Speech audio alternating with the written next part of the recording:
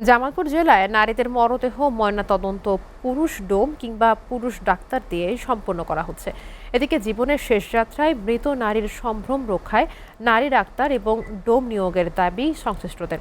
স্থানীয় স্বাস্থ্য বিভাগ এ বিষয়ে সহমত পোষণ করে বলছে, স্বাস্থ্য অধিদপ্তরের নির্দেশনা মেনেই প্রয়োজনীয় পদক্ষেপ গ্রহণ করা হবে। জামালপুর থেকে ফজলে লাহি মাকামের প্রতিবেদন।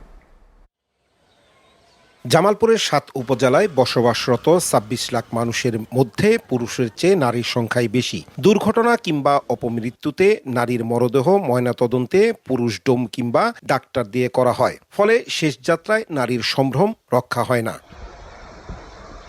পুরুষ ডোম ও ডাক্তার দিয়ে মরদেহ সঠিক পরীক্ষা না হওয়ার ফলে বিচারিক ক্ষেত্রে অনেক কিছুতেই আড়াল হয়ে যায়।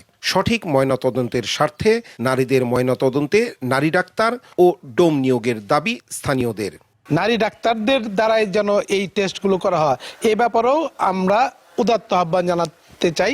জীবন দশায় তার সম্ভ্রম রক্ষা করলো, সেই নারী যখন মারা গেল তখন সেই মুহূর্তে এসে তাকে পড়তে হচ্ছে কার হাতে? একজন বিকৃত মস্তিষ্কের ডোমের হাতে। নারী ডাক্তার ও ডোমের নতুন কাজের সংস্থান হওয়ার পাশাপাশি সঠিক তদন্তে বিচার নিশ্চিত হবে।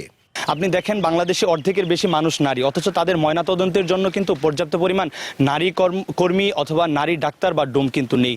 এ বিষয়ে সহমত পোষণ করে স্বাস্থ্য অধিদপ্তরের নির্দেশনা মেনেই প্রয়োজনীয় পদক্ষেপ গ্রহণ করা হবে বলে জানিয়েছেন সিভিল সার্জন। যে ধর্ষণের যে কেসগুলো হয় সেগুলোতে শুধু নারীরাই যদি এই পরীক্ষাগুলো করে যা তাদের দায়িত্বটি পালন করে, তাহলে তাদের একটা স্বস্তির জায়গা থাকে। সব মিলিয়ে মৃত নারীর সম্ভ্রম রক্ষা ও সঠিক তদন্তের স্বার্থে নারীদের ময়নাতদন্তে স্বাস্থ্য বিভাগ নারী ডাক্তার ও ডোম নিয়োগ দিবে, এমনটি প্রত্যাশা সকলের। ধর্মীয় দৃষ্টিকোণ থেকে জীবনের শেষ যাত্রায় নারীদের সম্ভ্রম রক্ষা ও ধর্ষণ কিংবা অপমৃত্যুর ময়নাতদন্ত নারী ডাক্তার দিয়ে সম্পন্ন করার দাবির সাথে সহমত পোষণ করবে জামালপুরের স্বাস্থ্য বিভাগ, এমনটি প্রত্যাশা এই জনপথের মানুষের। ফজলে লাহি মাকাম, এসএটিভি, জামালপুর।